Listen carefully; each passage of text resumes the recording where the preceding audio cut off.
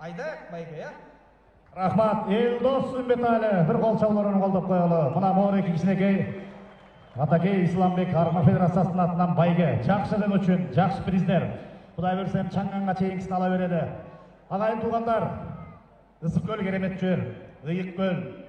Мына ошо көлүбүздө эмне деген керемет иштер жасалып атат. Жалпы эле Кыргызстанда. Дегене жалпы Кыргызстандын 2020 жылдан берки кандай элек, кандай болуп атабыз, кандай жакка чектик. Ошонун баарын айтууга учур келди. Чоң ат чабыш Аламандын алдында мына о иш-чаранын өтүшүнө мына сүрөтү бажырайып турат кол чабуулар менен Садыр Нуркожоевич, мамлекет башчыбыз. Ат чабыш оюндарына мен жогортомдо айттым. 3 квартира, 7-8 машинасын жана 10 миллион сомдон ашык акчалай байгелерин берип ат чабышка өчкөзө салымын кошуп колдоп келатат. Бир эле ат чабыш эмес, улуттуу оюндун баардык түрүн, жалпы спорт дегене Кыргызстаныбызды алдыга жылдырууда, сүрөдө эмне деген ийгиликтерге жетип атабыз. Көз тийбесин. Андыктан ажообузга Кудай дем күч кубат берсин. Ушул кишинин баштаган саясаты менен алдын көздөй жыла берели. Кыргыз-казак ортосунда дайыма ынтымак болсун. Мына богорек сүрөттө 2022 жылы 31 августта Абдукайым Аманов 2-нчи орунду ээлеген. Могу Элшат Абдураманов деген кара кызды чапкан жигит. Бул Алымбек атканын тоюнда кунан чабыштан Абдукайым Аманов 1-нчи орунду ээлеген. Бул Ормонхан атабыздын 235 жылдык мааракесинде Кочкор районунда өткөрүлгөн ат чабышта Айбек Сатыбалдиев, Талер Шүкүрбековдор баш байгер уткан. 1-нчи квартираны утуп алган Ырысмамбет Дүйшөнбиев мына Байтик Баатыр атабыздын 200 жылдык тоюнда ошол жердеги 2-нчи орун. Мына биздин ат чабышка мамлекет башчыбыз өзү барып, байгесин тапшырып, сөзүн сүйлөп турат. Кол чабуулар менен колдойлучу мына 1-нчи квартиранын сүрөтүн көрүп атасыздар. Эл менен бирге болуп, эл арасында болуп, күндөп-түндөп жумушун кылып аткарып, Кыргызстандын эл аралык алкакка таанылышына жан үрүп аткан ажообузга Кудай күч кубат, ден соолук берсин. Командасына ынтымак, мыктыларын алып келсин. Баарыбыз мамлекет үчүн иштейли. Мамлекет бизге эмне берет дебей, эмне беребиз деген учурда жашап атабыз. Андыктан агайын туугандар, алдыда көчмөндөр оюну турат, ШОС деген чоң жыйын турат. Мына ошонун баарына азыр мамлекет башчыбыздан баштап баарыбыз жабыла чуркап аткан, иштеп аткан учурубуз. Жашасын Кыргызстан! Жашасын Кыргыз-казак достугу, ынтымакта бололу. Келиңиздер, аттар келип калыптыр. Мен тааныштырып коеюн. Туура көрсөм. Элдос. 1-нчи номерде Карагер. Бул Кыргыз менен казак жакшы тааныган Карагер. Токтосартов Шабидиндики, Экенбаев Манас. Карагер бизде Абыш Жекшенбеков. Байке Карагер бизде кымыз мурундук туткан. Содан кийин Карасай атамыздын 425 жылдыгында ара алдына кара салмаган. Бул Кыргызстанда президенттин кубогун уткан. Нарынколдо 1-нчи орун, Карасай Баатырда 1-нчи орун, Сары Жаста 1-нчи орун, Ормонханда 2-нчи орун, Көк Бастауда 1-нчи орун, Бастауда 1-нчи орун, Жолан Жүйүлүктө 2-нчи орунду ээледи. Урматтуу ат оюндарынын сүйүүчүлөрү, ошентип биз эң негизги учурга келип жеттик. Бул Аламан байге, айтылуу Аламан байге 25 000 метр аралыкка, ошентип бүгүн 21 июль күнү Ысык көл кубогунун негизги таймашына келип жеттик. Урматтуу көрөрмандар, азыр мына сиздердин назарыңыздарда дал ушул Аламан байгеге ат салыша турган күлүктөр. Ошондой эле буга чейинки деле бизде Достук Беренбаев чогуу, бул Аргымак Федерациясынын пресс катчысы жана ат дүйнөсүндө ат сүйүүчүлөр үчүн белгилүү адис, белгилүү инсан. Ошентип Аламан байгени баштоо алдында турабыз. Бул жакта жалпысынан катышуучулардын саны ошондо 30дан ашуун болчу. Алар тууралуу акырында баштай берели. Бул байге тууралуу айталы. Рахмат, эркин иним. Кудай буйрса мынакей ошентип программа акырынан четинен ойлоп отуруп Аламан байгенин кезегине жетти. Аламан 25 километрге чабылат. 14 айланпага чабылат. Урматтуу достор, сиздерди тааныштырып кетели. Укмуштуудай Казак-Кыргыздагы бардык мыкты күлүктөрдүн 90%дагы мыктылар дегенде катышты десек жаңылбайбыз. Бүгүн өтө керемет чабыш болот. 1-нчи номер менен Карагерди жалпы казак-кыргыз ат сүйөрмандары толук билет. Анткени Карагер күлүк жашы дагы 7 жашта, өтө күчкө толуп турган убагы. Далай байге уткан. Казакстанда да 2-3 матч утуп келди. Кыргызстанда дагы 3-4 матчты жалпы көк матчты уткан Карагер 1-нчи номер менен катталды. Токтосартов Шамидиндики, саяпкери Экенбаев Манас.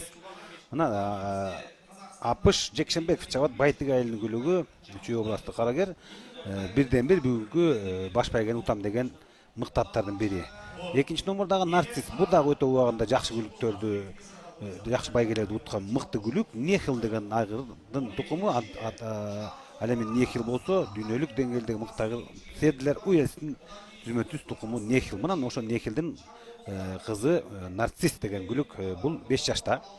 Саганалиев Смат Сатыбалдиев Смат агабыздыкы, Үсөн уулу Азамат даярдаптыр. Мирлан уулу Айдын Шер чабат. Чүй областынын Белек айылынын күлүгү. 3-чү болуп Береке деген күлүк катталды. 5 жашта Лейбор Алмазнай деп. Лейбор деген айгырдын тукуму. Лейбор болсо Кыргызстандагы эң мыкты айгырлардын бири болгон. Балдар көп чуркаган Лейбор. Аерде Лейбордун каны отурса, дал ошол жердеги күлүктөр ийгилик жаратат. Жамалбек ата жылкы сарбаздын күлүгү бул Береке даярдаган саяпкер. Чоноев Адилет, Бейшенбек Жеңишбек даярдаптыр. Бейшенов Жеңишбек чабат экен, Талас областынын Манас районунун күлүгү. 4-чү номер урматтуу достор, назарды буруңуздар. МММ Тору деген казак туугандардын күлүгү 3 жашта. Бул МММ Тору өтө мыкты былтыр кунанды ийгиликте жараткан. Кече ушул тууралуу сүйлөшкөн экенсиздер. Мен жана Инстаграмдан көрдүм да. Анткени МММ Тору бул казак туугандардын мыкты күлүктөрүнүн бири. Саяпкер дагы Табалдиев Нуржигит кыргыздын жээни. Нуржигит дагы казак туугандардын топ 3 мыкты саяпкердин бири. Нуржигиттин чапкан ар бир аты далай байгелерди уткан, байгеден кем калбаган мыкты Нуржигиттин күлүгү МММ Тору. МММ Тору быйыл жаста бир жолу 2-нчи орунду ээледи, жана бир жолу 1-нчи орунду ээледи. Казакстандын өзүндө. Кыргызстанга 1-нчи орун келип атат. Бүгүнкү баш байгени дал ушул МММ Тору шаштырат болуш керек. Көрө жаталы. Желкүрең деген да бул казак туугандардын күлүгү.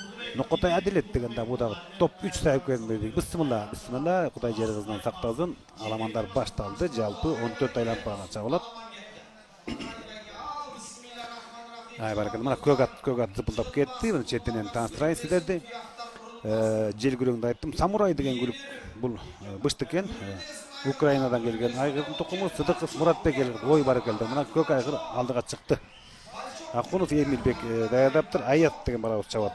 7-чү номер Туз аты энеси белгисиз. Бул Россиядан келген. Демек Кагаздиев Мурат агабыздыкы. Бека Жакбек, мына Кыргызстандын топ 5 саяпкердин бири. Жакбек Бекзат жаш бала болсо дагы мыкты көрсөткүчтөрдү көрсөткөн чебер саяпкер. Беканын күлүгү Туз. Баяман чабат. Чат базар айылы Талас областынын күлүгү бул Туз. 8-чи номер Олло. Бисмилла деп коелу. Кайсы балабыз аттан түшүп калды экен, аны көрөлү. Кудай жер казынан сактасын, эчтеке эмес. Байкайлы эми.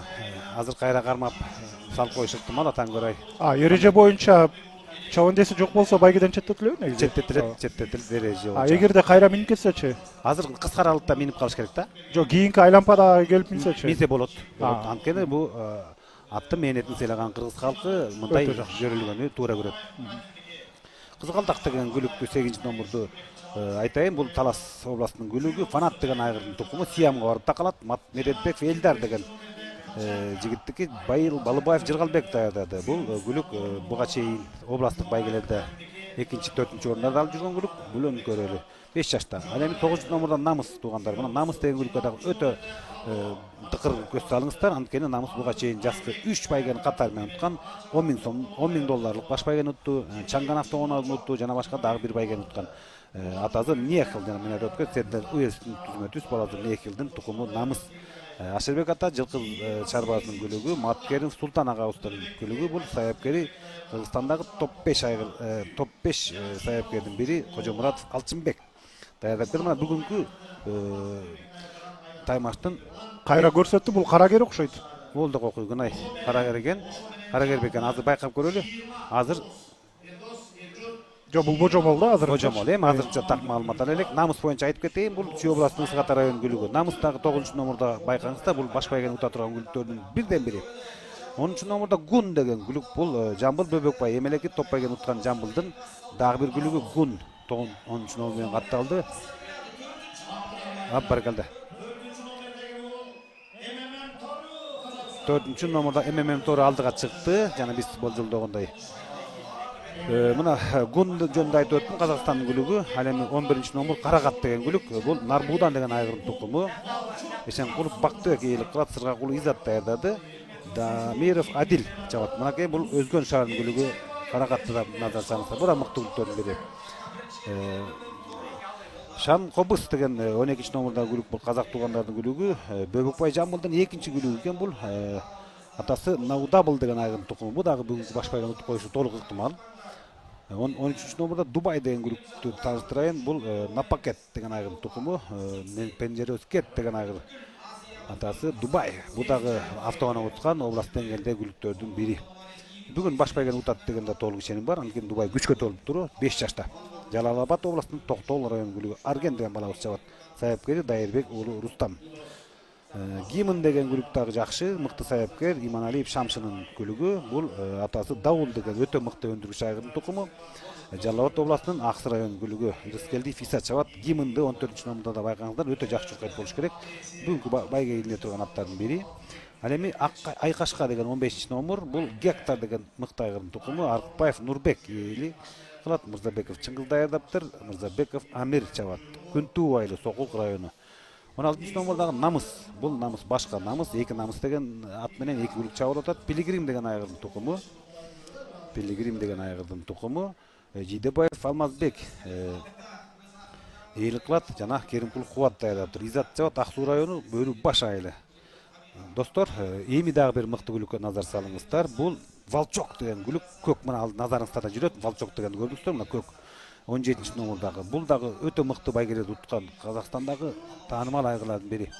Мына ошол Волчок даярдаган саяпкери Жаркынбаев Анвар. Анвар дагы казак туугандардын топ 5 саяпкеринин бири экенин уктук. Беркинбаев Айсынбек эли кылат. Төлөгөн Асылжан чабат. Бул Шанкобуз окшойт. Шанкобуз деген маалымат келип атабы? Азырынча комментарийлерди ошентип жазып атышат. Буга чейин дагы бир турнирде кулап калган экен. Олда таң. Демек бул курч алагач мат окшойт. Мындай атты абдан бекем остуруп чабыш керек. Мына алдыңкы топту байкайлы. Топ баштап аткан 4-чү номердагы күлүк бул ММ-тор. ММ-тор эми бизден жээнибиз, кыргыздын жээни, казактын уулу. Табылдыев Нуржигиттин ММ-торусу мыкты экен. Көрөлү.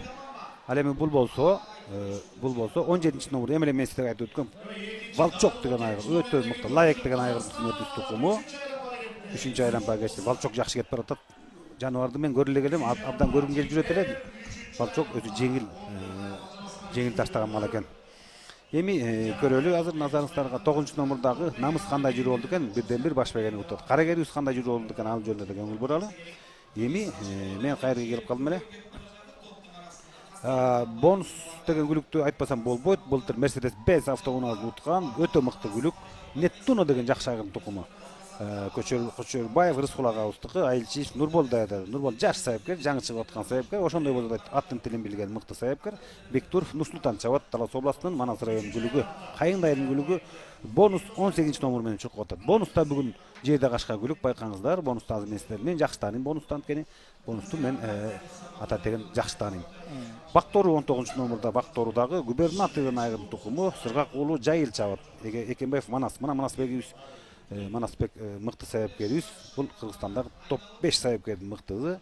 Карагерди дагы бүгүн кошуп атат, жана Бакторуну кошуп атат. Жетөгүз районунун Жеңиш айылынын күлүгү бул Бактору. 20 номер дагы бир Бактору. Бул Бактору Батырхан деген күлүктүн тукуму экен. Молдобаев Бекбосун ээлик кылат. Бакытжан Түлөбеков даярдаптыр. Айдарханов алиас Айсар чабат экен. Аксы Актектир айылынын күлүгү бул. 21 номердагы Жел деген айгырды силерге тааныштырып коеюн. Атасы Жел деген айгыр. Тургунбеков Илим ээлик кылат, жана Тургунбек уулу Адилет даярдаптыр. Кайрат чабат, Айтмат районунун күлүгү, Талас областы. Жел бул дагы өтө убагында мыкты айгырлардын тукуму болгон. Жел деген айгырдын тукуму баракалды. Мына 22 номерде Бүркүт деген айгырды да баса белек кетели. 22 номер бул дагы Кулкабой деген Россиядан келген мыкты айгырдын тукуму. Бүркүт буга чейин былтыр дал ушул убакта 2-орунду ээлеген. Адам бери тапкан кезинде 2 жолу 1-орунду ээлеген. Бүркүт мыкты, жашы да толуп туруп, баары келип туруп. Доктурбек уулу Рамил даярдады, Раманкулов Эрландыкка. ММ-тору дагы деле келе жатат. Ооба, азырынча бир нерсе жыйынтык чыгаруу айтуу эрте, анткени алдыда дагы 10 айлампа бар. Бүркүттү айтып кеттим, Талас областынын Көксай айылынын көлүгү. 23 номерда Шуңкар боюнча да силерге жакшы маалымат берейин. Шуңкар 3-чү. Бу дагы былтыр кунанында жылдын мыкты кунан аталган, тайында да жылдын мыкты тай аталган. Өтө күлүк мал. К700 деген айгырдын тукуму. Маткулов Таалайбек ийгилик кылат, Зарылбек уулу Белек даярдаптыр. Улан уулу Бакыт жабат. Мына Ысык-Ата районунун Жетиген айылынын көлүгү. Шуңкардагы кунандагы эң мыкты кунандардын бири. Быйыл бышты жаңы чабылып атат. Биринчи чабылыш. Ох, баракалда. Мынакей. Баракалда. Охо, аттардын ылдамдыгы өтө катты кетти. Алдыга МММ тору кетти. Жана экинчи топ менен 5-6 ат кетип баратат. Туз деген. Таамай деген күлүк. Силерге тааныштырайын, бул Ливерпуль деген айгырдын тукум. Бул жерде 24 номердагы Таамай жана 25 номерда Алатоо деген эки күлүк бир бейинин балдары. Назарыңызга салып коеюн. Тачанка деген мыкты бейинин балдары. Таамайдын атасы Ливерпуль деген айгыр, Тачанканын атасы Неттуно деген. Мына Тачанка кечеги 3 күн мурунку Беловодск айылында өткөн чоң байгеде Тачанка баш байгени уткан. Мына 3 күндөн кийин эле кайра келип байгеге кошулуп атат. Бул деген сөз сайыпкери Маргунов Николай деген биздин Орус улутундагы сайыпкер досу, чебер сайыпкер. Демек ат табында деп эсептесек болобу? 3 күн сайын турнирге катышса, мелдешке катышса. Мен бул чабышты көргөм, 3 күн мурун кыйналып эле утуп койгон. Күчү калып калган, тер алгандай эле маанайда утуп койгон. Бүгүн эми накты болор. Балким бул бүгүнкү байгени алып кута коюшу мүмкүн. Анткени эң жогорку деңгээлде даярдыкта туруп турат.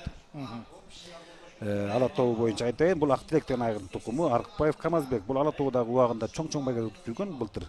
Эми Токтолор районунун күлүгү Нуркемелов Аман чабат. Мамытов Айбек даярдаптыр. Бул Алатоодагы жакшы, өтө балбан, узакка чапкан, мол айгыр 8 жашта күчкө да толупту. Бир аз жашы өтүп калды деген эле божомолум болуп кетти. Анткени 8 жаштагы аттар чуркагандары азыраак кездешет. Анан кийин 27 номерда Мончок дейт. Мончок бул Кочкор районунун Теңдик айылынын күлүгү. Атасы Сыр деген айгыр Жумабеков Нурлан ийгилик кылат. Жумабеков улан даярдаптыр, Адилхан чабат. 28 номерда Чагылган деген күлүктү айтайын, бул Токмок шаарынын күлүгү Төлөбек ийгилик кылат. Темирбек чабат, Кадыр деген сайыпкер чабандес аралаш командада иштеп атат. Омат деген күлүктү 29 достор. Атасы президент Энес Ислам Энес жазбаптыр. Оматтын баракелде 5-чи айлампага кетип атат элдос. Мына МММ тору алдыга кетти. Достор, Оматты айттым, Чүй областынын Кант шаарынын күлүгү. Исламкулов айдардын күлүгү. Мына эркин деним, Кудай буйруса, сиздерге тааныштырдык деп ойлойм. Эми кызыктуу чабышка көңүлүңүздөрдү бурабыз. Ооба, мына ошентип демек бардык күлүктөрдү бир сыйра тааныштырып өттүк. Ошондой эле азырынча так маалымат эмес, комментарийлерге караганда Шаңкобузга кайрадан чабандеси минди дегендей маалымат болуп атат. Байкап көрөлү, ал 12 номерде, эгерде көрүнүп калса, ал тууралуу сөзсүз айтасыз. Сиз менен бул тууралуу сүйлөштүк. Эгерде ушундай чабандес кулап кала турган болсо, бир кыска аралыктын ичинде кайрадан атка минип, аны жүрүштү улантса болот деп. Бул чындыгында демек аттын мээнетин сыйлагандык дегендей. Баракалда. Мына бул жерде бонус деген айгырды көрүп калдым. Жакшы чуркап атат. Карагер менен Намыс кайерде чуркап баратат болду экен. Байкайды. 9 номердагыны байкаңыздар, урматтуу туугандар. Жана 1 номерда Карагер. Кыргыздын азыркы учурдагы 3 мыкты аттардын бири дал ушул Карагер жана бонус жана Намыс. 4-чү айлампада чуркашып атат күлүктөр. Урматтуу достор, мына 3 номер менен 11 номер менен кетип аткан Карагат деген күлүк Нарбудан тукуму. Азыр аттар чубалып калды. Демек бул деген сөз эл аралык чабыштын ылдамдыгы ушундай болот экен. Мен дагы таң калып атамын. Анткени бээде мыкты күлүктөрдүн баары чогулду. Байгезде мыкты. Ушул тууралуу сүйлөшкүм келип жатат. Анткени буга чейин топ байгеде антип кийинки айлампадагы бир айлампа ашып артынан жетип барган болгон жок. Бул болсо мына 5-чи айлампага жетип жетпей, ошол артта келе жаткан күлүктү кууп жетип аралашып бараткандай да. Анан бул жакта биринчиден калыстар кантип карап турат ар бир күлүктөрдү. Андан сырткары демек бир тарабы сиз айткандай ушунчалык темп жогору болгондуктан жана орточо темпти кармагандар бир айлампа калып калып атабы? Жок, бул азыр жарым айлампа эле болуш керек. Азыр МММ торунун байкайбыз. Эгер артта жүргөн аттарга бир айлампа артынан кууп жетип алса, анда калыстар тобунун чечими менен артта калып калган ат четтетилет. Антпесе кийинки чабыштарга башаламандыкты жаратат, тоскоолдукту жаратып коет. Мына көрөлү азыр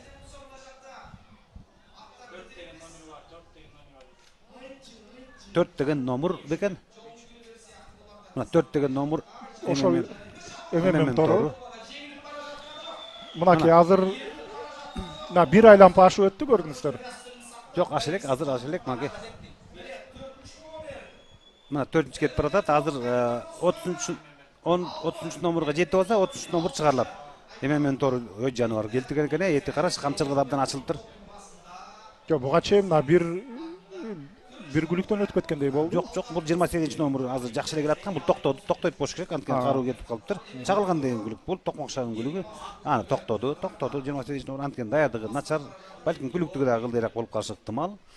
Жок, ошо бир айлампа ашып кетти андан. Анда муну чыгарды, мына калыстар тобу чыгарды. Туура чечим. Охо, МММ тору абдан алдыга чуркап калыптыр. Азыр дагы экинчи аттын артынан кууп жетип атыр. Демек ал атты да чыгарат. Балчок жакшы кетип баратат. Ушундай бир тенденцияны азыр бул жакта күлүктөрдү карап алалы. Мына сүрмө топ азыр өтүп бара жатат. Жана мындан кийинки ушул бир теманы козгогум келип атат, Достук мырза. Кыска аралыктан Казакстандын бир күлүгү биринчи чуркады, марага биринчи келди. Ооба. Топ байгеден да дал ошондой болду. Эми азыр мына Аламан байгеде деле ушундай астыда бара жатат да. Бул аралыкта деле ошондой көрүнүш орун алышы мүмкүнбү? Бул атайын иштелген тактикабы кандай? Же атына болгон ушунчалык күлүк болгон ишенимби? Бул деген сөз ошол алдыга чыккан боюнча аягына чейин баштап келип уткан ат өтө тулпар деген ат деп билсек болот. Анткени ал ишенимдүү алдыга чыгып кетти. Мына 14 номердагы күлүк артыгыраак калып калды, бирок күчөп алыптыр 14 номердагы. Бул Гимн деген күлүк азыр жетип алат болуш керек. Анан кыска аралыкка баштап туруп утуп койгондор ал көп кездешет. Бирок топ байге, Аламан байгеде мындай сейрек кездешет. Бирок азырынча МММ тору мен өзүм оюмча ушул темпти кармай албайбы, көмүнүм бар да. Азыр анткени анын артында сая түшкөн Карагер бар, Волчок бар, Намыс бар. Булар оңой менен кое бербейт.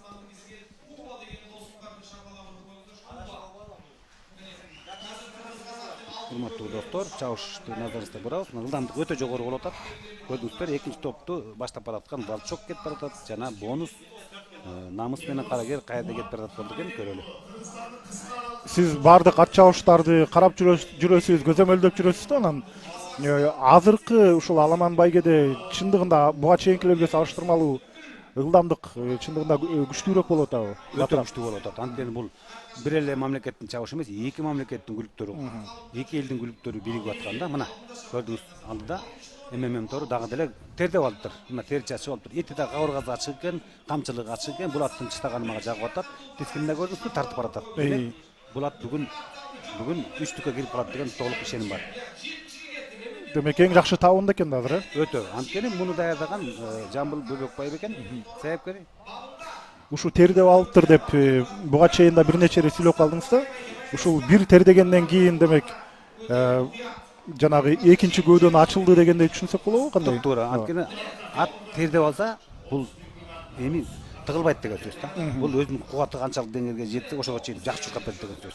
Кээ бир аттар тердебей эле буулуп калат дагы 3 айланга чейин токтоп берет. Же 5 айланга чейин. Эгер мындай чабышта 3-чү айланганын ичинде ат текши терип төгүп калса, анда ал ат бүгүн жакшы чуркап берет деген сөз. 7-чи айланга кетти. Көрөлүк азыр. Аттардын ылдамдыгы өтө мыкты. Охо, МММ тору аябай күчөп алыптыр.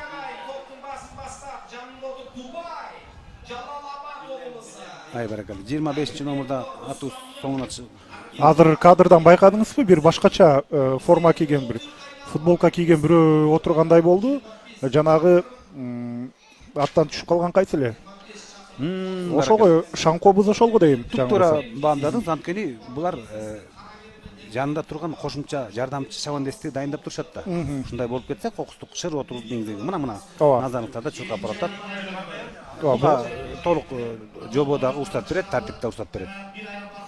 Бул жагы жакшы болуптур. Анткени канча мээнет кетти, саяпкер таптады дегендей көшөгөндүн артында канча жумуш бар. Бул жагынан чындыгында мен аябай уюштуруучуларга негизи эле ат чабыштын Аламан байгенин эрежесине баа бердим.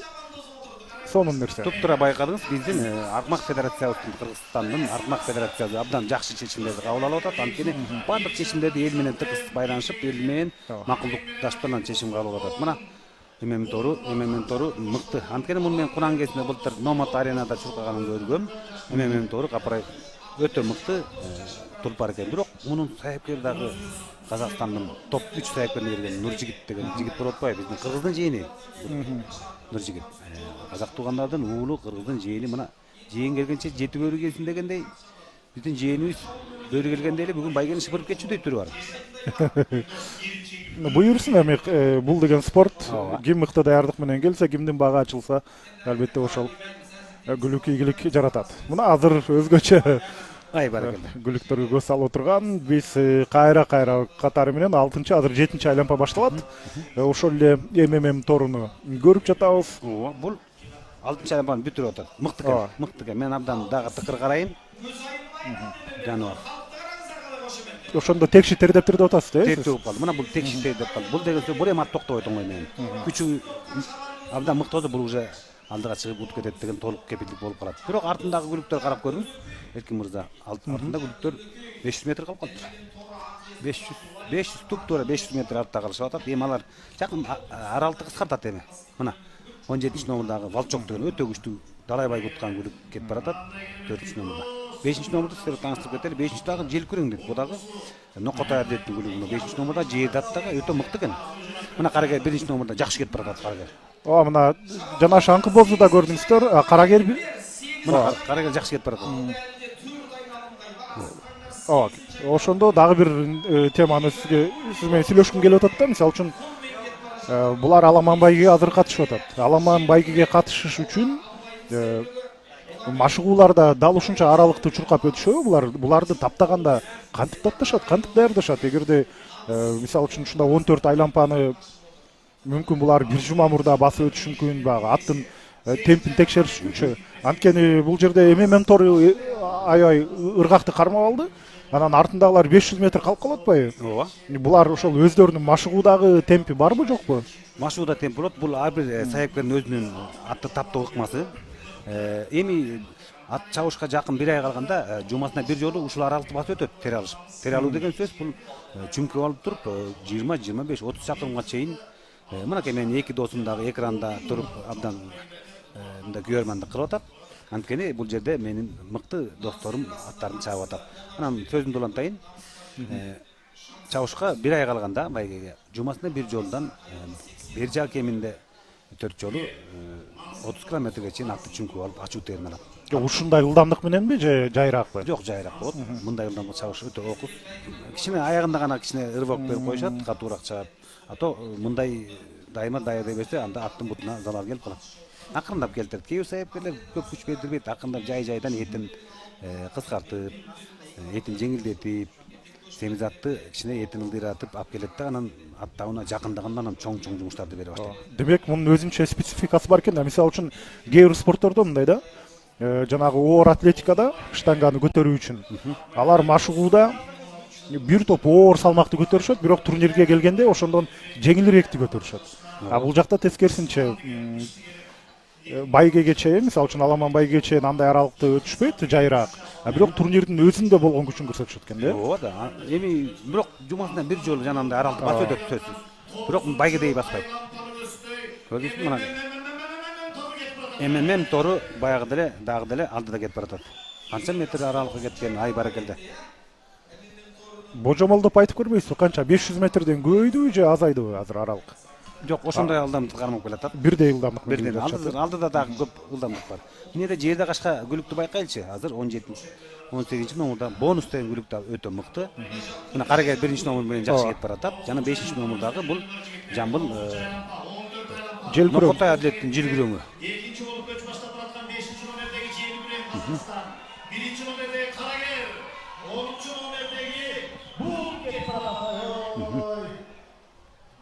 Жакшы, 1-чи номурдагы биз болжоп аткан Карагер жана 9-чу номурдагы Намыс жакшы кетип баратат. Булар азыр аңдып туруп эң аянды күчөтөт. Мына могул жерде 3-чү номурдагы Береке деген күлүк жарыштан чыкты. Бул чыккан жок, бирок сампарлап калды деген сөз. Ал эми могул жерде 25-чи номурдагы күлүгүбүз дагы артта калып калды. 16-чы номурдагы күлүк дагы 16 номердан күлүктү байкап көрөлүчү. Бул деген сөз намыс. Бул пилигримдин тукуму башка намыс экен. Мына достор.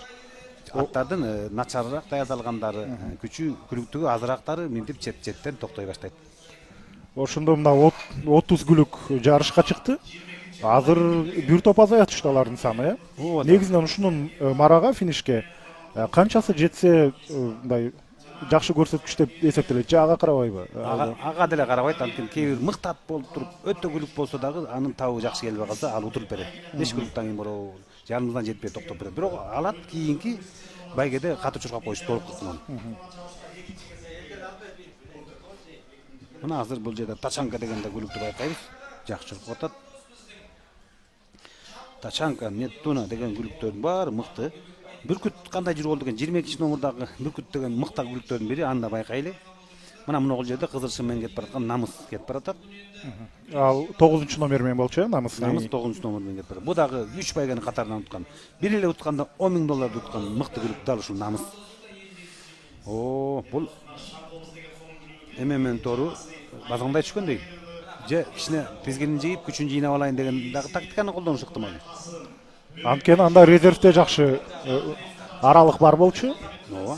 Бул азыр терин мындай күчүн жыйнап алат. Демин жыйнап алат да, анан кийинки атта абдан жакшы чуркашы мүмкүн кийинки айланпаларда. Артындагылар жакындап калыптыр. Анда кийинки топ куба баштады деген сөз. Азыр байкайлы. Азыр эми бул ММН тор бышты, 25 чакырымга чыдар бекен менин күмөнүм болуп туруп.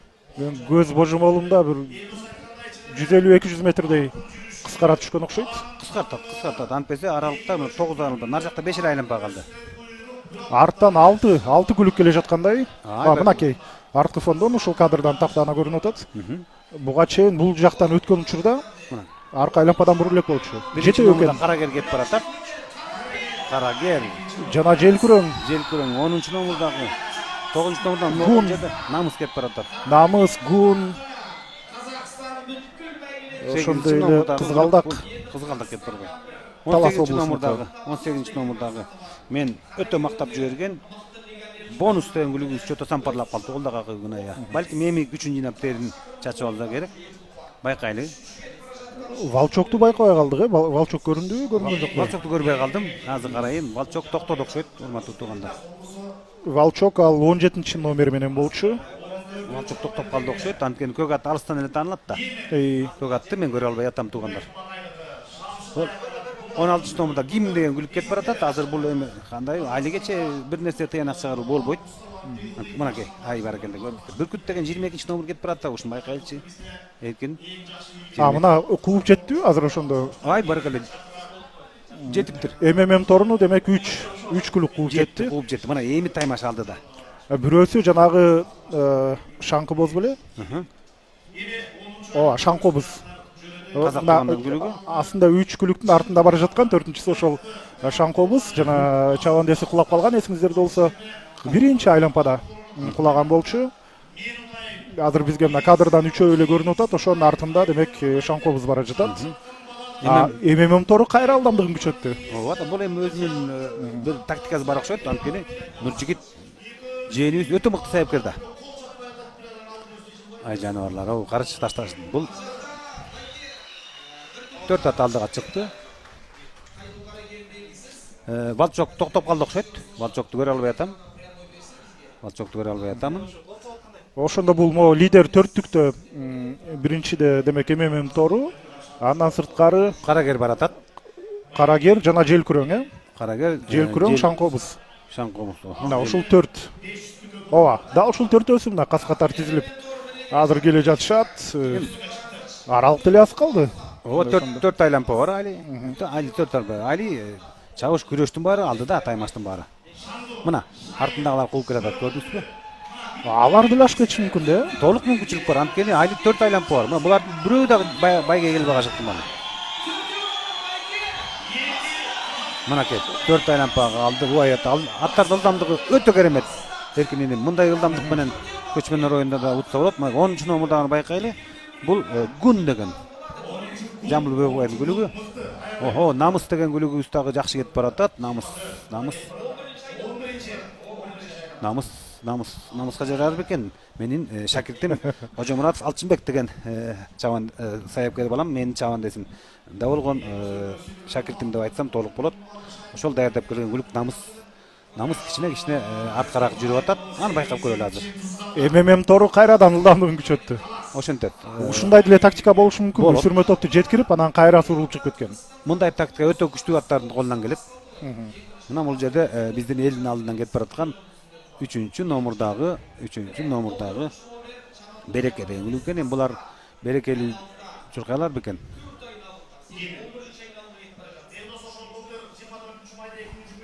Он 14 номурдагы да күлүк арттараак калып калыптыр. Бул гимн 14 номер жакшы чуркап баратат. Мына азыр кызык чабыштар, ой керемет, кызыктуу чабыш алдыда окшойт. Гун кайда деп сураган экен. Гун сүрмө топто бара жатат, жакшы келе жатат ал. 13 номурда жакшы келе жатат. 10 номер менен, андан сырткары намыстын номерин сурашкан экен комментарийде YouTube'да. Мына намыс болсо, ошондо 9 номер менен чабылып атат намыс. 9 номер менен чабылып атат. Намыс бирок арттагыраак акыбалды атайын тандап келет да, азыр байкайлы. Намыста бүгүн намыска жарай турган күлүктөрдүн бири. Азыр Карагер жакшы окуп атканын байкап атам. Анткени Карагер буга чейин Казакстанда абдан чоң байгелерде турган күлүк. Азыр мына 11-чи айлампа бүтөт турбайбы азыр. көз ачып жумганча мына ушунча убакыт өтүп кетти. Анткени чабыш кызыктуу болуп атат да. Лидерлердин арасында азыр Шаңкобузду минип бара жаткан чабандестин камчысы барбы жокпу бул жерде? Ал камчы албай да калышы мүмкүн, анткени кармап туруп эле мингизе койду да. Шаңкобуз канчанчы номер эле биздин Ал 12-чи номер болчу. Шаңкобуз бул дагы Жамбыл Бөбөкбайдын күлүгү турбайбы капырай. Бул жерде Эсиңизде болсо жана чабандеси кулап калган аргымак ушул эмес беле? ооба. Жамбыл Бөбөкбай, Адилет Нокатай жана Нуржигит Табылдиев мына мыкты 3 топ саяпкерлердин казак туугандары келиптир. Карагер көрүнбөйт. Булар менен чогуу келе жатпады эле Карагер. Ооба, Карагер артында аңдып келатат. Карагерди байкайлы. Жок, тескерисинче Гун бул 4-3-түккө Гун кошулуп калыптыр 10-чу номердеги. Өтө мыкты турбайбы, анткени Украинадагы эң мыкты Сильвания деген айгыр тукуму, түзмө тукум. 5-чи номерде келгүрөң жакшы экен.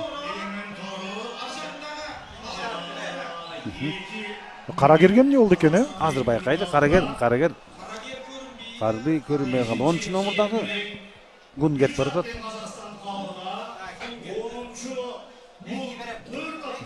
Карагерибиз жакшы чуркап атат эле, капырай эмне болду экен көрөлүчү эми. Бизде азыр YouTube каналыбыздан түз эфирден канча киши көрүп атат болду экен? Азырынча 2900 түз эфирде көрүп жатат. Ошондой эле дагы бир суроо, Дубай эмне болду деп сурагандар бар. Дубай 13-чү номер. 13-чү номер менен аны байкай элекпиз азырынча. Ал токтоп калган окшойт. Албетте биздин бул эфир ТВдан да кетип жатат, телеканалдан, Акнет, Мегалайн, Нео Телеком жана башка кабелдик каналдардан. Андан сырткары YouTube'да мына ушул YouTube'дагылардын жазгандарын окуганга бизде мүмкүнчүлүк бар. Азырынча бул жерде дал ошол акыркы суроо буга чейин Дубайды сураган болчу. Андан сырткары Шаңкобуз боюнча көп пикирлер жазылып жатат. Өзгөчө драмалуу болот эгерде ушундай ээси кулап калып башкача үндес, башкача үндес аны минип жеңип кетсе. Мына азыр Шаңкобуз дал ошол МММ торуну кууп келе жатат. Шаңкобуздун жашы 4 жашта, ал эми МММ тору 3 жашта. Демек, бышты менен бир аз жарышып атат бул жерде. Бу жерде акыркы аралыктарды ушул жашы таасир берип коюшу мүмкүн. Ошондо жашы улуураагы утуп кетиши мүмкүнбү? Абдан, анткени кара күчкө, быштыга караганда 4 жаштагы аттар күчкө жакшыраак болот. Мына Шаңкобуздун саяпкери дагы Жамбыл Бөбөкбай болуп атпайбы? Чебер саяпкер бала дайындаптыр. Булар камчысы жок деле утуп кете береби негизи? Жок, камчы сөзсүз керек болуп калат. Анткени соңку аралыктарда байге талашып калган учурда камчыны 3-4 жолу камчы шилеп койгон абдан керектүү жумуш. Ушул эреже боюнча мисалы үчүн берсе болобу? Азырбы? Өтүп бара жатканда мындай же андайга мындай ылдамдык менен бара жатканда азыр кереги деле жок. Азыр жөн эле азырынча камчылаганын кереги жок. Ушуну оң жагынан карагым келип атат да, ошол Шаңкобузду минип келе жаткан чабандесин. Бар экен. Бар экен. Эми мындай чоң байгеде камчы албаса болбойт да. Бар экен. Азыр мына 12-чи айлампа бүтөт, 2 айлампа калат. Ой, бар экен. Биздин берки күлүктөр үстүнө болду, капырай четинен бирден терилип токтой баштады күлүктөр. Мындай ылдамдыкты, мындай ыргакты кармаш өтө кыйын да. Менде башкача суроо пайда болуп атат. Финишке байгелүү орунга жете турган аттардын саны марага келеби дегендей да суроо. Андай толук болуп калышы мүмкүн. Мара келбей калса, анда ал уюштуруу тобунун чөнтөгүндө калып калат байгелер. Анткени кимге берет билбейт да. Азыр көрөлү, бүгүн андай болбойт деп ишенемин. Охо. Эркин туктуура айттыңыз. Эми Кудай буйрса, эми өзүңүз туура айтып кеттиңиз. Кандай болсо дагы биз тулпарды сыйлайбыз. Тулпар улутка бөлүнбөйт. Кайсы тулпар болсо да биз ошону баалай беребиз. Мына МММ тору бышты алдыда келатат. Ошондой эле кызгалдакты көрдүк буга чейин 8-номерде. Кызгалдак. Ал дагы деле жүрүштү экен. 8-номердагы жана ол да менин шакиртим намыстын шакирдин сууткан, алчымай сууткан намыс көрүнбөй калды капырай. Мына четинен көрүңүз, четинен аттар токтой баштады. Бирок акырын жай жүрүп 5-4 орунду ээлеп койгонго да мүмкүнчүлүк бар. Кээ бир аттардын ылдамдыгы жай болгону менен чыдамкайлуулугу чоң болот. Охо, эмне жерде чоң жерде кашка 24-номердагы жерде кашка Таамай, ай баракелде, ай ата Таамай жаныбар. Мунун энеси өтө күлүк мал Таамай. Мунун энеси Тачанка деген далай машина уткан, бир 5-6 машина уткан Таамай. Таамай бул бышты. Таамай токтоп калды. Эми мына Таамайдын ээсин мен да көрүп калдым. Кабагы салыңкы болуп отуруп калды. Ал да таң ушундай бир аттар токтоп калганда дагы ат ээлери бир топ толкунданып кетишет. Сизге жалпы баары көрүнүп атабы? Азыр канча күлүк калды бул жерде? Көрүнүп атат. Азыр айтып берейин сизге. 4, 5, 6 эле күлүк калгандай болуп калды капырай байгеге. Ол да та. Бул ушул темптин жогорулугунан болду да. Анткени бир айланып кууп жеткенден кийин четинен аттар чыгып туруп, алардын саны азая түшкөндөй. Жок, бул ушунун баарын МММ тору, көпчүлүгүн МММ тору кылды окшойт. Булар орусча айтканда пейс деп коет. Бул жаштар ушундай айтышат. Ылдамдыгы абдан катуу болуп кетти. Мындай ылдамдыкты тулпарлар гана чыдайт да. Өтө даярдыгы мыкты, сууту келген, табы келген аттар гана кармай алат. Анча-мынча табы суутунан жаңырган аттар мындай ылдамдыкта токтоп берет. Мына ошондой эле болуп атат. Охо! Соңку айламга МММ тору бөлүнүп кетти. Шанкобуз экинчи. МММ торуга ат жетпей турган тулпар экен жаныбар. Бала Кыргызстандыкы дейт. Демек, Чавандес Кыргызстан МММ торуну. Жок, менин оюмча буга Кыргызстандык отурганбы? Андай болушу да мүмкүн. Мүмкүн, анткени аттын багын байлабаш керек да. Ай баракелде, мына бул жерде. Эки эле ат алдыга бозулуп кетти. 25 чакырымга акыркы метрлери калды. Мына МММ торуну көрүп атабыз. Жанагы 3-чү эле 4-чү айлампада айтып атпадыңыз беле? Текши тердеп чыгыптыр. Демек, бул байгелүү орунга жетет деп карасаңыз. Мен туура айтып окшойт, анткени бул өзү да тулпар экен. Муну тулпар деп айтпайт. Мындай малды дулдул деп айтат. Дулдулдар Манас атанын Аккулозда дулдул болгон. Дулдулдар эч качан утулган эмес, бир калыпта чуркаган. Мына буну дулдул деп баа берсек болот кулагына.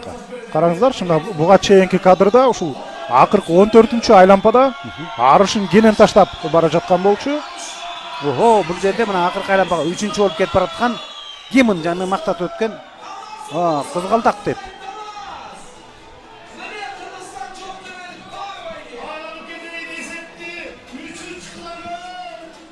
Мына сиз айткандай 5 ат байгеге илинбей калат окшойт.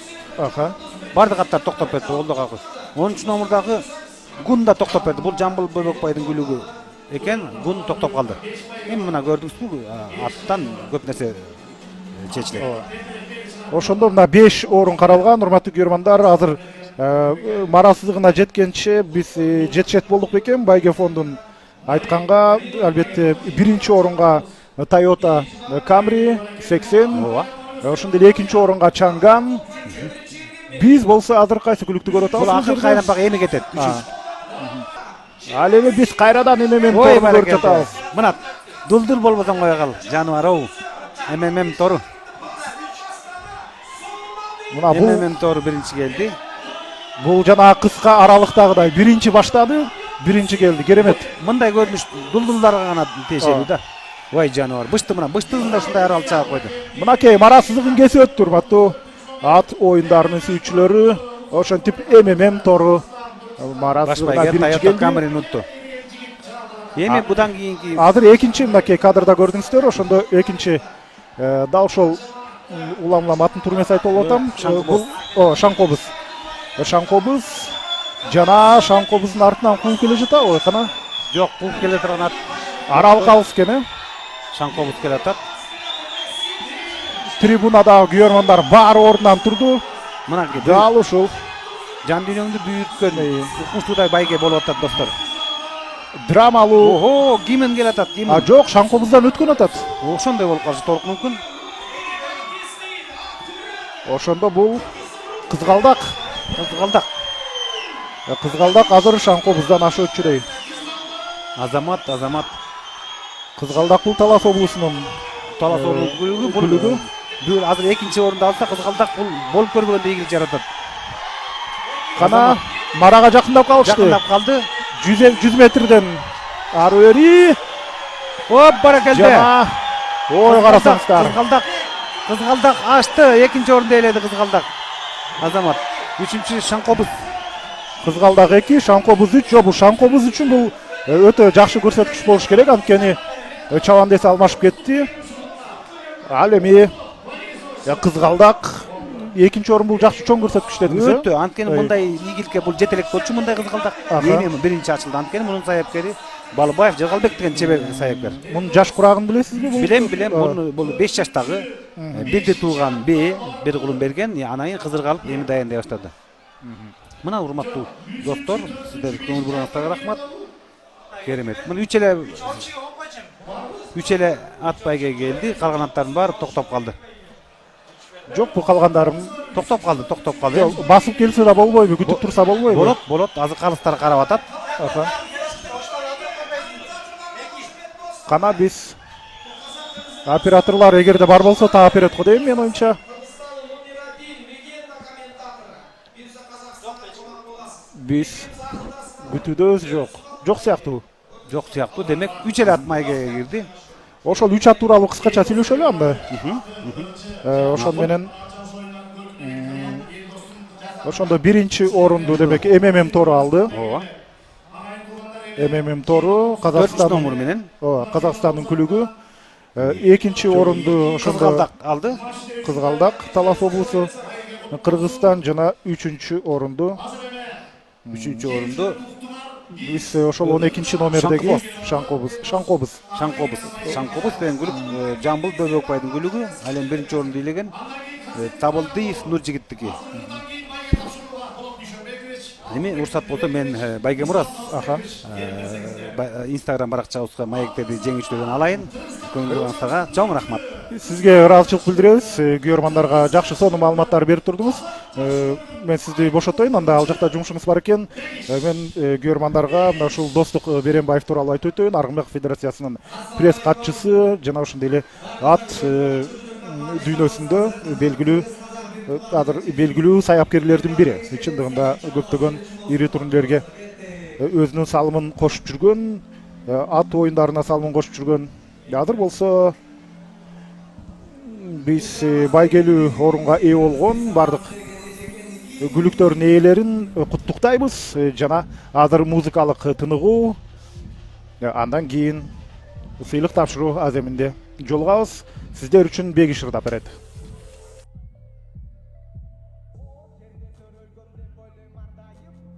Dört mezgil mekkenimde güz kış yaz gayet Daim elimdin Allah'anı cayip Jaratkanın buyrusa verip Barımızga начайын Men işengen adamlar baralar mağa işenip Bir maksatlı gözlösök boşonobuz kişenden Büyük uçup bürküt sımалала тоонун üstünde Kırgızstandын muhtaç salın moşkonlar belgeşirge Çıkarman meniki, benim memleketniki Ugarmanlıkı seniki Bizge Kırgızstın sabahın bergen necek demeki Sözüm benim memleketniki Sözüm benim memleketniki Ultraş olup bu seniki Sağa Kırgızstın sabahın bergen necek demeki Sözümün var Kırgız eliki Elimde canı beni barabar cerge Yeri ata babalarımız gelgen Uludum süylösün de venedim bergen Urbanı saktasın de menettin arnagan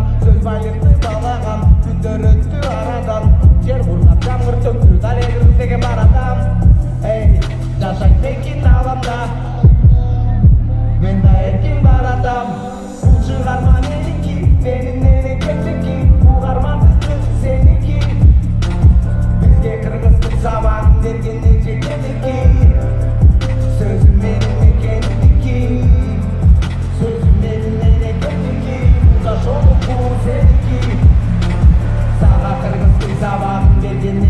seniki. Sözü kımbat kırgız seniki. Kırgız değil senin dilin, menin dilim, mene dilim. Yaşaydayn murpaklarga beret bilim. Gerek bilim süylөгөнгө маселени кечкенге, маектешип түшүнүүгө таарынычты кечкенге. Кеч калба, эч алба, башка тилде биринчи орунга. Эмне тилиңде биринчилик орундан, эсиңдеби эмне тилиң колуңдан.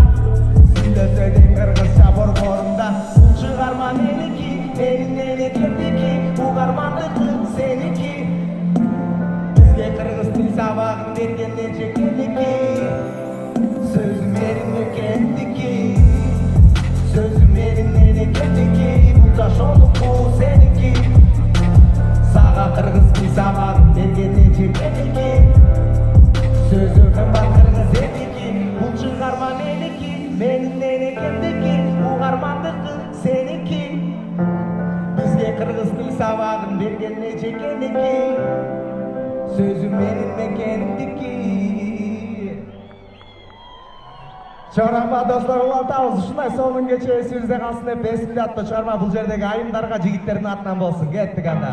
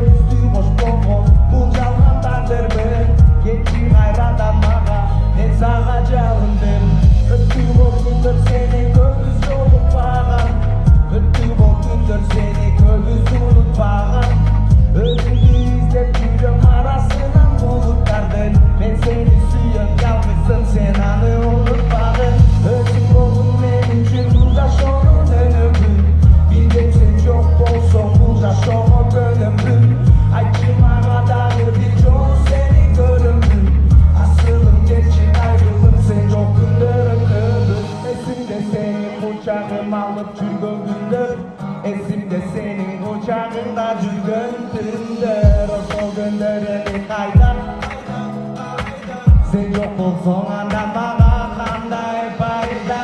Жалгызым түшүнчү бул сага гана, сени таппай калдым мен эми арманда.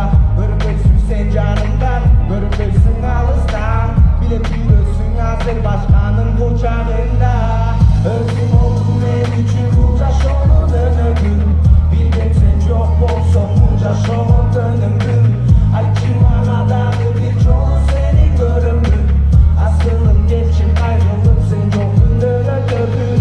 Özüm oldun men üçün bunca şoğun önümün. Bildim sen çok bolson bunca şoğun dönümün. Ayçıma kadar bir çoğu seni görümün.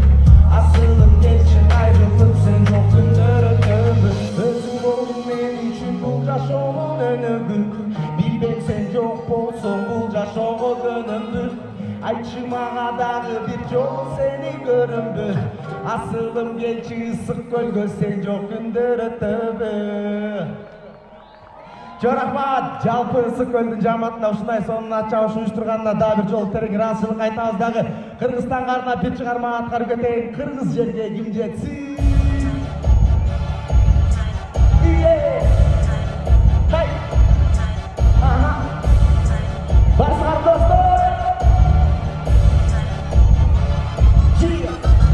Kırgız yerge gideceksin. Kırgız yerge gideceksin.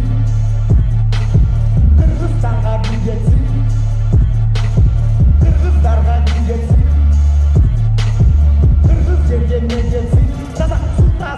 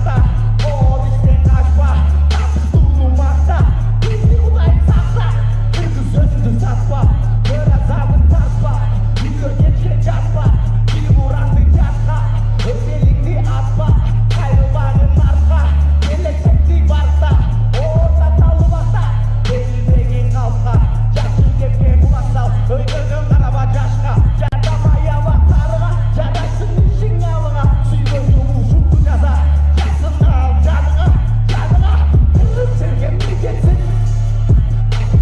Kırgız sergen mi geçsin Kırgızstan'a mi geçsin Kırgızlarga mi geçsin Kırgız sergen mi geçsin Sana sultan hava Kırgız sergen mi geçsin Akıllananlar Kırgızstan'a mi geçsin Bu bizim geçer Kırgızlarga mi geçsin Çok geçer Kırgız sergen mi geçsin Çok rahmat dostlar, barыңыздарга ийгиликтерди каалайбыз. Жашасын Кыргыз спорту, жашасын Кыргызстан. Бар бол Бегеш, бар бол. Өнөрүң менен өлкөңдү таанытып аман жүр, эсен бол. Агайын туугандар, эме азыр концерт көрөсүздөр. Эртеден бери көрүп, көңүл толуп, байгенин баарын айтып отурдук.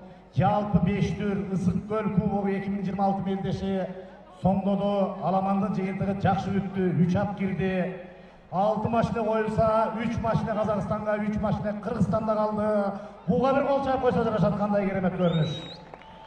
Ал эми байге тапшыруу үчүн Болот Дүйшөнбековичти, Алтынбек Дилдебековичти, Ислам Таласбековичти чакырайын. Келген күлүктөр өзүңөр баам салып байкап турдуңар, эң мыкты, баштан аяк чыккан аягына чейин бирдем менен чуркаган Казакстандын Түркестан аймагынан келген МММ канча жолу айтыш керек, 3 жолу, МММ Тору Узаков Алихандыкы келди, Табалдиев Нуржигит саяпкери Санжар Омекей чапты, авто машинаны утуп олтурат. Ал эми экинчи келген 8 номердеги Кыргызстандын Таластын күлүгү Алымбаев Баяман чапкан, Балыбаев Жыргалбек таптаган, Медеткалов Элзардын Кызгалдак келип экинчи автомашинага ээ болуп атат. Ал эми 3-чү орунга жаңылбасам бул жерде Сталбек Ислам келди окшойт. Шаңкобуз Алтынбай Касымдын аты Бөбекбай Жамбыл даярдаган Жаркын Элсултан чапмак эле Кыргыздын жигити чаап, 3-чүгө Казакстандын Балкаштын күлүгүн чыгарып берди. Байгеси 250.000 сом. Ал эми 4-чү 5-чи байге келдиби? Байге, жаңа Шаңкобуздун үстүнө казак чабандоз кулап, кыргыз чабандоз отургузуп, сондай себепте 3-чү орун келди агай. Сондон да биздин Шаңкобуздун ээси, ат ээси бүгүнкү уткан жүлдөнү Шабандоз кыргыз баламызга беребиз деп атыр. Кош эмет деп коелу казактын ол да бир дәстүрлүү азаматтыгы. Міне мына Шабандозга шапалак урайык, Шаңкобузга минип чапкан. Казактын атына кыргыздын баласы чабып келди. Жүлдөнү кыргыз балага берет Казакстан. Келиңиздер. Ислам Таласбекович, Болот Дүйшөнбекович, Алтынбек Дилдебекович, Алтынбек Садыбек. Мына 3-чү байге тапшырылып атат. Алихан Аскарбеков деген кыргыз жигити мына 3-чү келген күлүктү Казакстандын күлүгүн чыгарып берди. Шаңкобузду Алтынбай Касым ээси Бөбекбай Жамбыл даярдаган Казакстан 250.000 сом акчалай байгеси. Сүрөткө түшөбүз, азыр кетпей тургула. Ал эми экинчи автоунаа бул Кызгалдак, Талас облусу. Медеткалов Элзардыкы, Балыбаев Жыргалбек. Кош эмет Кызгалдакка каттыра. Алымбаев Баяман. Биринчи келген күлүктү алып чыккыла ортого. Алтынбек Дилдебекович тапшырууда. Алтынбек Садыбеков мына экинчи медалы.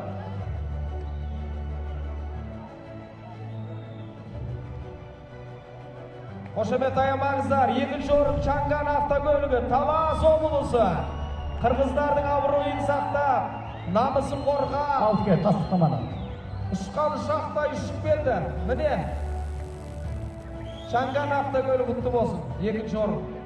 биринчи орунду Кыргыз Республикасынын Министрлер Кабинетине караштуу Дене тарбия жана спорт мамлекеттик агенттигинин директорунун орун басары, убагында улуттук спорт дирекциясын жетектеген Болотбек Дүйшөнбекович Ашырали тапшырып коет кол чабуулар менен. Бүгүнкү бәйге 29 ат катышты, сонун 28-ин артка тастап, кыргыз казактын арасындагы керемет бәйгени шоуга айналдырып, басынан бастап биринчи чыгып, соңуна дейин биринчи келген Toyota 80 автокөлүктүн ээси МММ Торро Ат иесі Узаков Алихан, атбегі табылды Нұржігіт, шабандозы Санжар, Қазақстан, Түркістан марапатталады. Елдос, анау ұтқан жігіт Қырғыздың жиені ғой, Қырғыздың жиені. Алтынбектің бөлесі. Жылқының жиені, жігіттің жиені жақсы дейді ғой.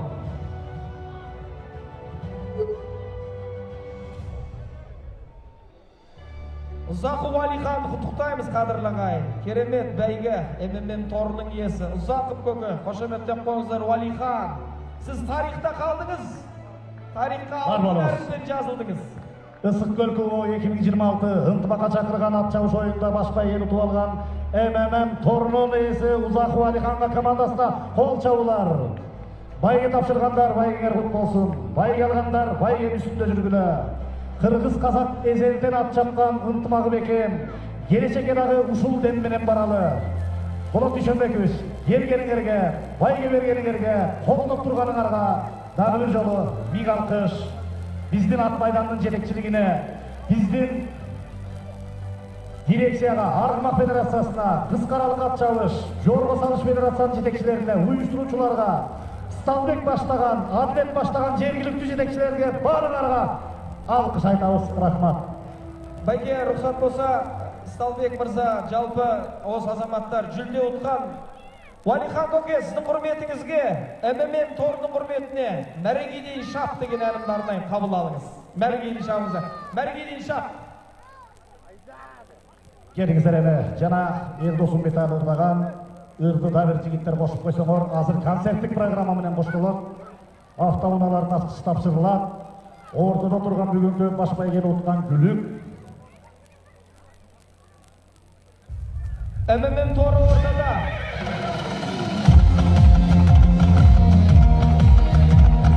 Ал, Узаков Алиханды алып құттықтаймыз. Қошемет аямаңыздар. Қырғызстан пайдасы.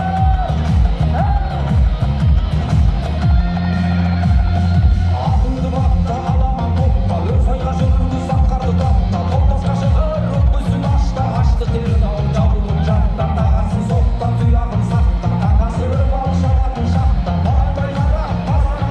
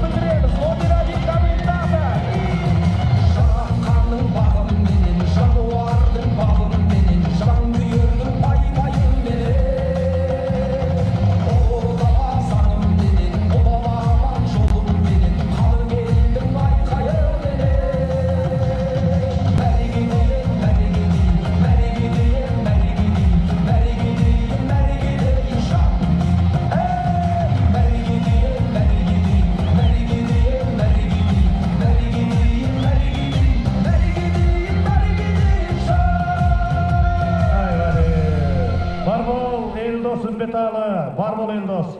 Алтке, Алтынбек Елдебек Шадыбеков аксакалыбыз бата берип койсун. Уюштуруучуларга, элге журтка жана машинелер берилип аткан маалда баарыбыз кыргыз менен казак ар бир иш-чаранын башын бата менен баштап, соңун дагы бата менен жыйынтыктайт. Ат чабыш оюндарынын меценаты, жаштарга үлгү, уулдары менен, аяш уулдары менен, жерлештери менен Кыргызга керемет ат чабыштарды уюштуруп аткан. Таластагы 8 машинанын коюлушуна дагы себепкер болгон агаларыбыздын бири Алткемдин батасы менен соңдоп башты тапшырылат. Бата берип коебуз. Рахмат. Омин, омин, омин, омин, омин. Бай келгендар. Амин, амин. Келиңиздер. Эң биринчиден ушул бүгүн Чолкун Ата шаарында ат майданда ушундай жумая журтту чогултуп, Ысык көл кубогун уюштуруп аткан Ысталбек инебиз баштаган жалпы жамаатка биринчиден чоң ыраазычылык билдирели. Ошондой эле келген конокторго кыргыз казак бир тууган бүгүн ат чабыш болду. Өзүңүздөр көрдүңүздөр, күчтүүлөр утсын демекчибиз. Ушул жөрөлгөбүз, ушул иш-чарабыз дагы улана бермекчи. Кийинки биздин ошол боло турган көчмөндөр оюна дагы чоң дайындык кылайлы. Анда эмесе баарыңыздарга ийгилик. Уткан байгеңер кут болсун, жакшылык болсун. Амин. Рахмат. Бар болуңуздар. Эми биздин эстафета улана берет. Уюштуруучуларга, жетекчилерге рахмат. Алтынай Курманбековага бир кол чабуулар менен чоң рахмат ушул кагаз иштерин уюштуруу иштеринде болду. Ырчы чогорчуларга, Ислам Таласбековичке, Сталбекке, Адилет Сарымсаков жана жалпы улуу күчү барыңарга рахмат. Эми автомашиналардын ачкычын тапшырып, пыйпылдатып ары бери айдап, 3 машина Казакстанды көздөй кетет, 3 машина Кыргызстанда калып атат. Серик Топбайге, Серик Балтабаев боордошубузга бир кол чабуулар болсун. Бар бол Серик Бай.